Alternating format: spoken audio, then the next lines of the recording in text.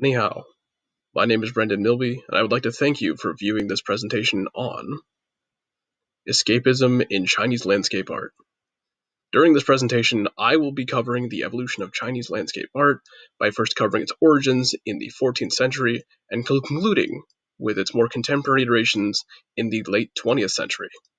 But before we get into that, I would like to start by introducing you to the scene that will accompany this presentation.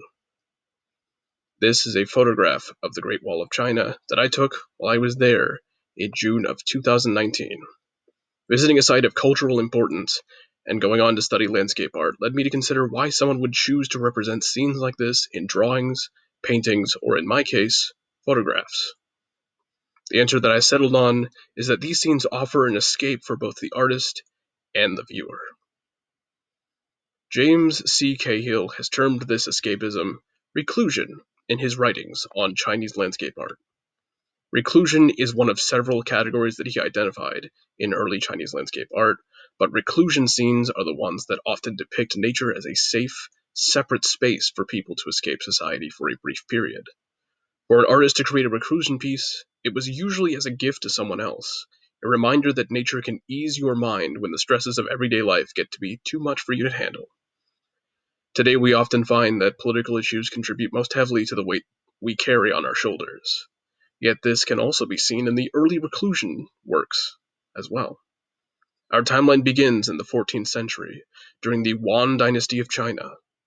For the artists of this period, the creation of art was an extension of the artists themselves, so the worlds they created served the purpose of physically manifesting an escape that the artist feels within themselves. This can especially be seen in Retreat at the Foot of Hui Mountain, as Wang Meng exhibits a house tucked away behind hills and trees with a narrow path granting access to the house. Here Meng uses the approach known as reclusion to create a scene that is almost hidden in nature, a scene in which the artist would be free to contemplate their deepest thoughts and create the works they wish to create in a peaceful, secluded environment. This work could also be referred to as a mind landscape, as Meng allows the viewer to look into his mindset by creating a landscape that reflects himself more than the world around him.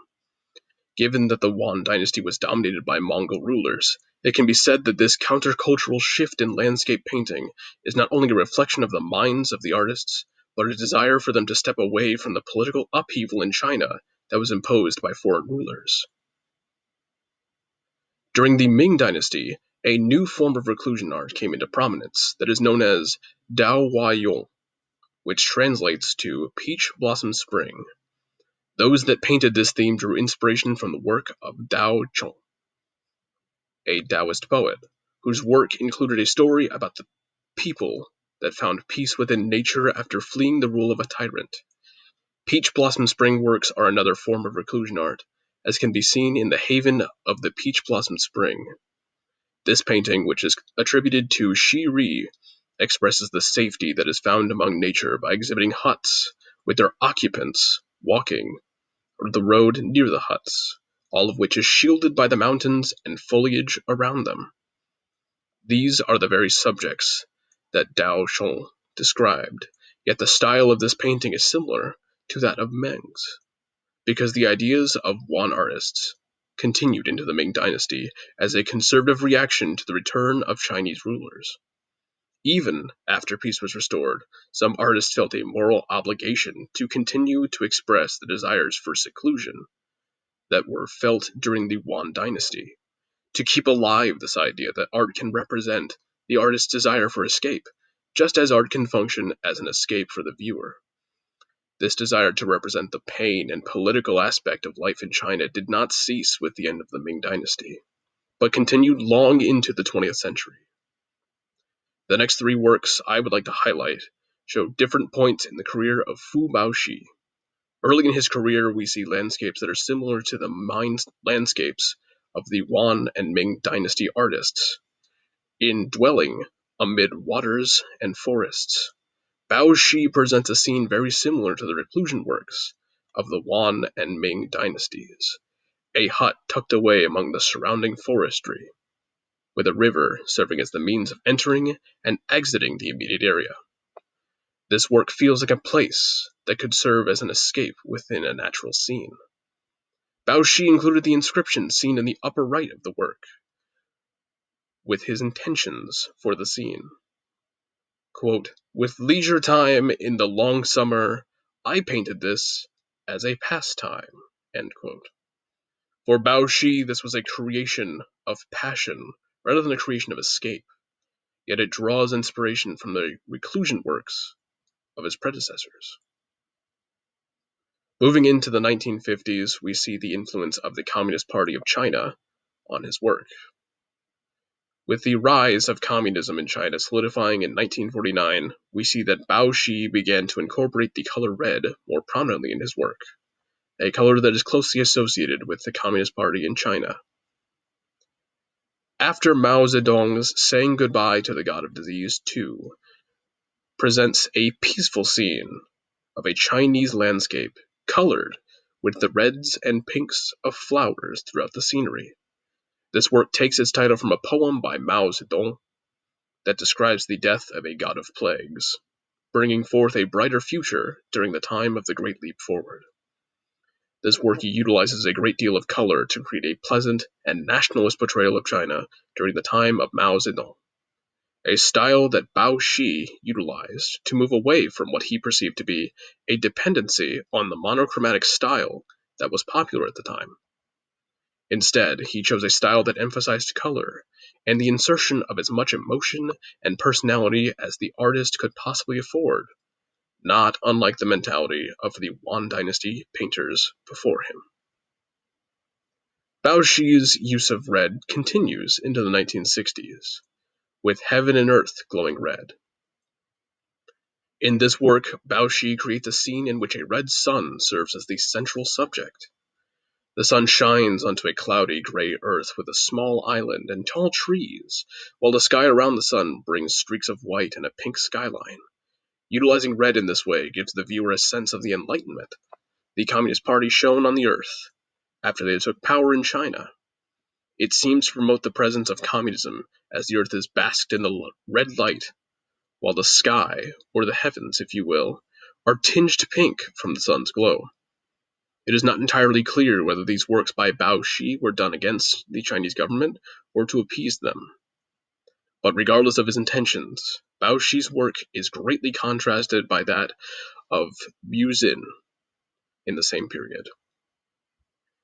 During the rule of Mao Zedong, many artists and intellectuals in China became political prisoners, including Yu Xin.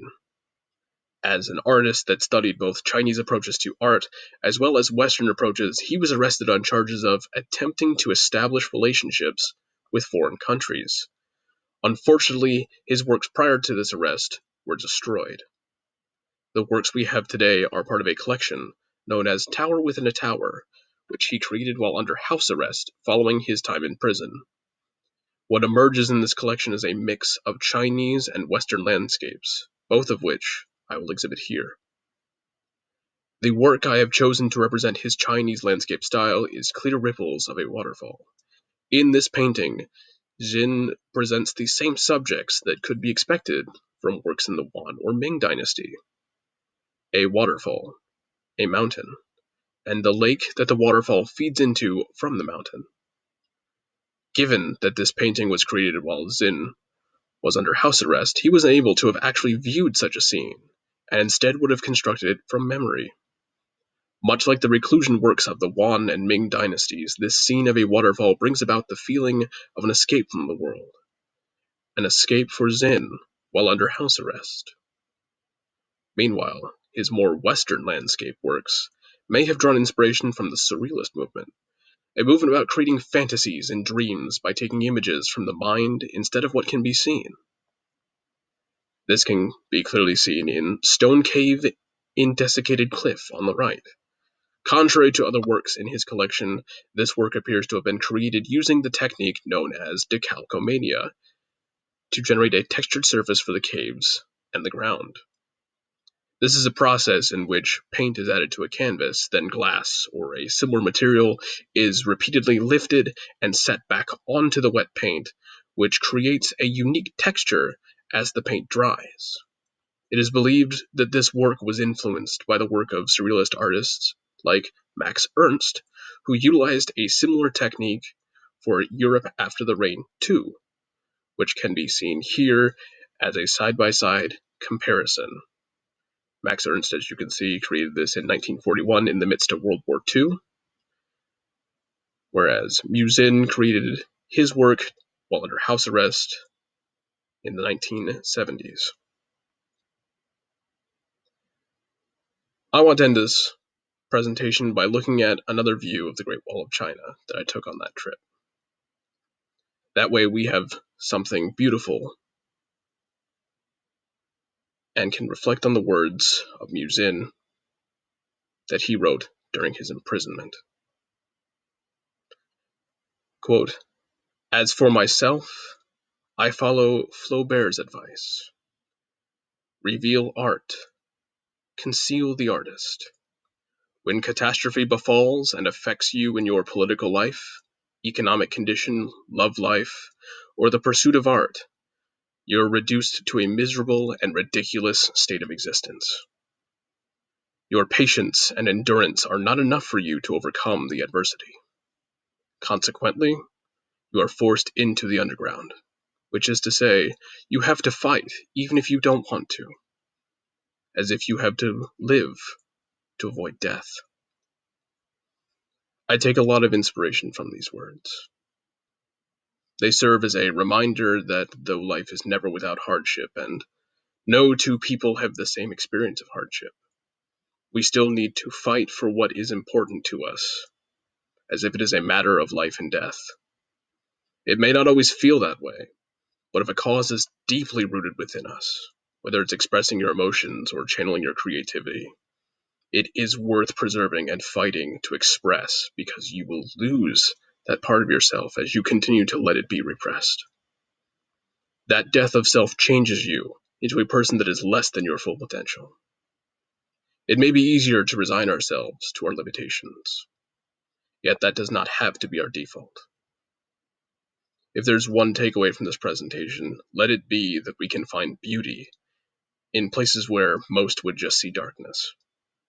I know that the history of Chinese landscape art that I have painted is one of beauty with long shadows created by political unrest and oppressive governments. Yet we still find beautiful art within those stories. It takes effort, it takes time, and it takes a willingness to fight for it. But doing so allows us to find that beauty within ourselves as well. I hope you learned a bit about Chinese landscape art, and maybe found an opportunity for renewal as you went on this journey with me. If you have any questions, please feel free to leave them below, and I will answer them to the best of my ability. And with what little Mandarin I picked up while I was in China, I would like to say, 谢谢. Thank you.